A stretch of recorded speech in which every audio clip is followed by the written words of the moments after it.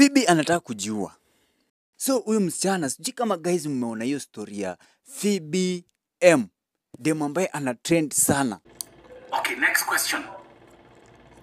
Na hii kazi ambayo unafanya ya MJE kwa Mwarabu, ni Mwarabu alikwambia umfanyie ama we mwenyewe ndio ulijitolea kufanya? Kwa sababu kwa contract yako hakuna pale imeandikwa ukue plumber, hakuna pale imeandikwa ukue Clorox keeper, hakuna pale imeandikwa ukue nini mekanika. Vipi? Okay. Ni swali nzuri. Takujibu. Ni swali nzuri sana. Yeah. Yes. Sasa nitakujibu. Ya kwanza, vile mafundi walikuja hapa, nao mafundi ni wa kutoka, sijui si wa Saudi, but I think ni wa kutoka, sijui ni wa Ethiopia, ama sijui ni wa Ethiopia, I think ni kama wa Ethiopia, ama sijui ni kabila gani, lakini si Waarabu wenyewe, unaona? Hasa huyu tajiri wangu ukiwapatia kazi wafanye, hawafanyi mzuri, na ametoa pesa mingi kabisa hadi huyu boss analalamika kabisa. Unaona? Fundi watakuja wajenge, lakini baada ya dakika kidogo, hata kama huko hii nyumba si mpya, unaona? Hii nyumba si mpya. Nitaigwa. Sio mpya. Hasa ukiangalia kama huko juu, kama mvua ikinyesha, utakuta maji inashuka ndani ya nyumba. Na unaona walileta fundi wakajenga. Na unaona sasa hiyo ni wasting of money, sasa pesa zinatumika. Lakini Phoebe, more than hiyo si shida. Phoebe, hiyo si shida yako, ni shida ya Mwarabu. So kumeenda hivi guys. Huyu dem aliendanga kazi wapi? Ama ni msichana ama sijui ni mama, aliendanga kazi Saudi Arabia. Unaona? So wakati alienda Saudi Arabia, contract ya huyu msichana inasoma alienda kazi ya nini? Ya nyumba. Alienda kama kazi ya ya mbochi. Ya msichana wa nyumba. Lakini saa hizi Phoebe anaonekana akifanya kazi ya plumbing, akifanya kazi ya masonry, yani mtu wa MJE, akifanya kazi ya, yani kazi zote za ujenzi. Ako gardener ni yeye, ako paka nasikia sijui bado ni caregiver. Hii ni maajabu sasa. Sijui tutasema Phoebe ni kurogwa, amerogwa, ama sijui mimi ndo nachukulia ikiwa ni kitu tofauti sana. Ama wenye mko huko Saudi Arabia huwa mnafika huko mnafanya hizo kazi zote. Kwa sababu according to Phoebe anaelezea ati bosi wake, hebu sikiza historia yake venye anasema. Na kama ulikuwa umesikiza, hebu irisikize. Phoebe anasema ati yeye analipo shilingi ngapi? 900 Riyadh. Unaona? Ile pesa watu wa kawaida wa nyumba wenye wanafanya kazi huko wanalipwa. Na akaulizwa vizuri, hii kazi yote yenye unafanya ukiwa huko, bosi wako amekukonzida akakuongezea kamshahara? No. Akasema vizuri, no. Sasa saa hizi huyu Phoebe anataka kujiua wallahi.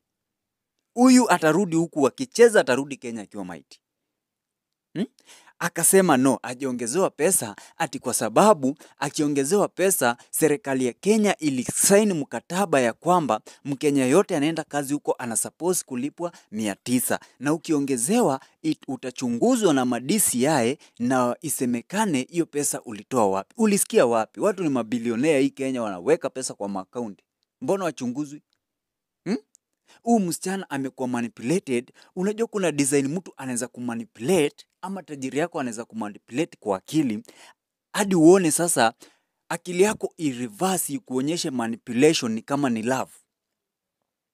Ushaona kitu kama hiyo?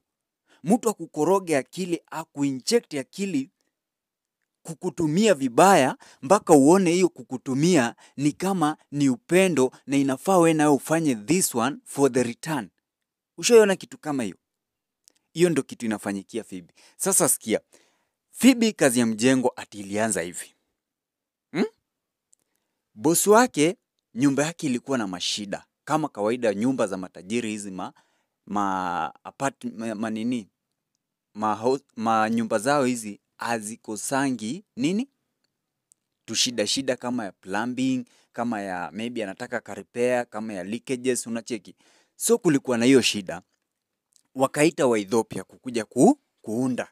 Venye Ethiopia walikuja kuunda, unajua kazi yote ya mjengo kama si wewe uliinstall hiyo kitu, kusolve the problem at once inakuanga ni ngumu.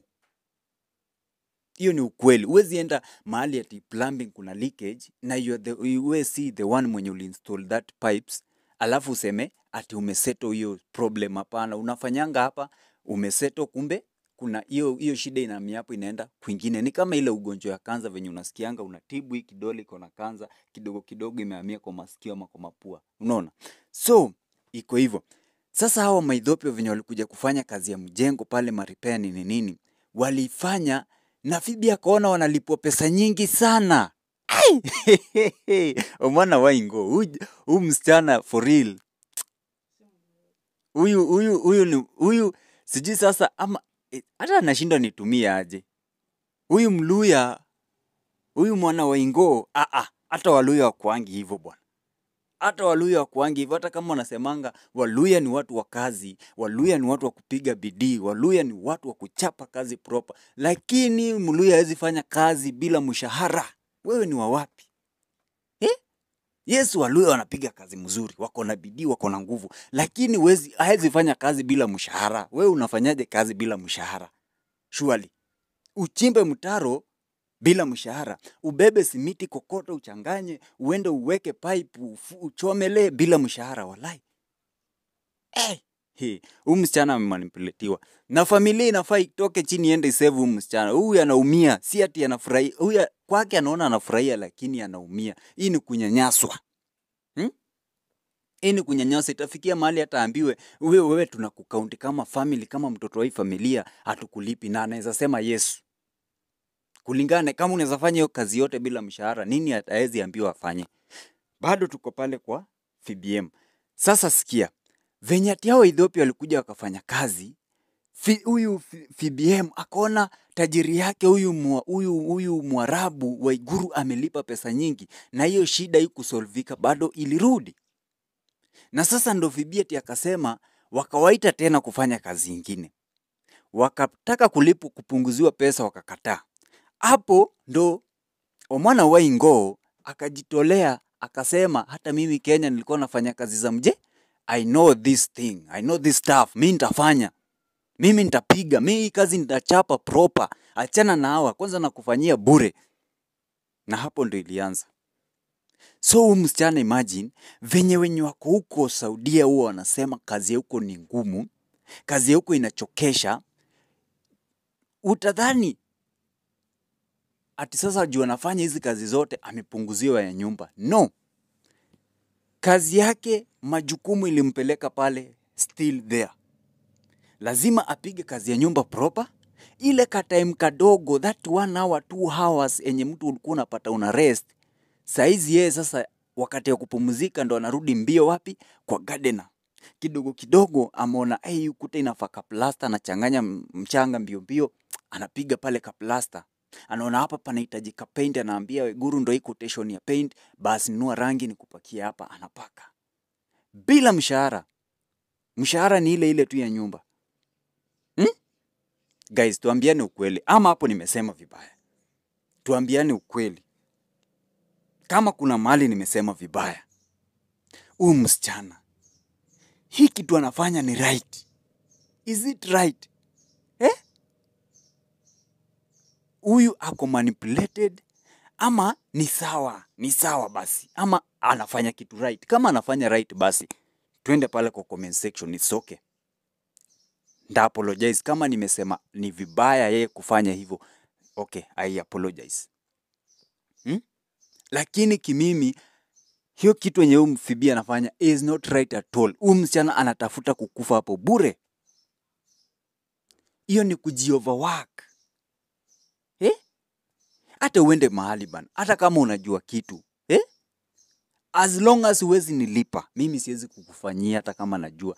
I just ndaangalia tu. Hii ni huruma kiasi gani kwanza anasema vizuri ati nilihurumia bosi wangu analipa pesa nyingi. Na watu wafanye hiyo kitu venye inafaa, mimi nikaamua nimsaidie. Hiyo pesa ni hasara kupeana. Kwani hiyo pesa ni yako? Is it your money? Hiyo pesa ni yako. Phoebe, this message for you. Kama watashare hii video ikufikie, kama kuna fans hapa maybe kuna namba yako ama kwa group yenye unapata ama atashare tu uipate anywhere huko ina trend. This is for you. Punguza bwana, punguza kutumia akili zaidi hivyo venye unatumia. Acha upuzi. Fanya kazi uliendea, tulia, pata mshahara yako. Not unless wakuongezee mshahara kwa hizo kazi. Which is hakuna siku watakuongezea. Wanakutumia vibaya. Na mimi nimeenda guys. Make sure ume like the video, ume subscribe kama hujasubscribe. Alafu usisahau kufanya nini? Kushare the video. May God bless you so much. See you next time.